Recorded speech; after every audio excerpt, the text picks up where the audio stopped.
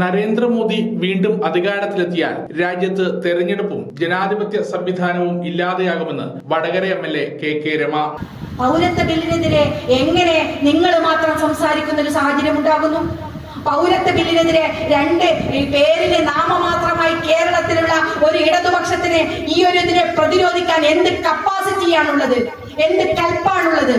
ഞങ്ങളൊക്കെ കമ്മ്യൂണിസ്റ്റുകാരായിട്ട്, ഞങ്ങളൊക്കെ പാർട്ടിക്കാരായിട്ട്, ഞാനിവിടെ നിങ്ങൾ നിൽക്കുമ്പോൾ UDF-ന്റെ രാഷ്ട്രീയവുമായിട്ടല്ല നിൽക്കുന്നത്, കമ്മ്യൂണിസ്റ്റ് രാഷ്ട്രീയവുമായിട്ടാണ്.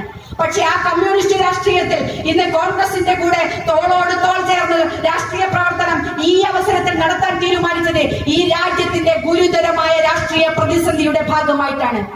നമ്മളൊരു വലിയ ദുരന്തത്തിലേക്ക് പോകുമ്പോൾ നാം ഒന്നിച്ചു നിൽക്കണമെന്ന രാഷ്ട്രീയമാണ് ഇവിടെ വേണ്ടത്. ആ ഒന്നിച്ചു നിൽക്കുന്ന രാഷ്ട്രീയത്തിന് വേണ്ടിയാണ് ഈ നാടിനോട് സംസാരിക്കുന്നത്. അവിടെയാണ് കോൺഗ്രസ് രാഹുൽ ഗാന്ധിയുടെ നേതൃത്വത്തിൽ ഏറ്റവും കൂടുതൽ സീറ്റ് നേടി ഇന്ത്യ മുന്നണിയുടെ ശക്തി പകരാൻ വേണ്ടിയുള്ള തീരുമാനത്തിനുമായിട്ട് ഞങ്ങളെ പോലുള്ള രാഷ്ട്രീയ പാർട്ടി നിൽക്കുന്നത്.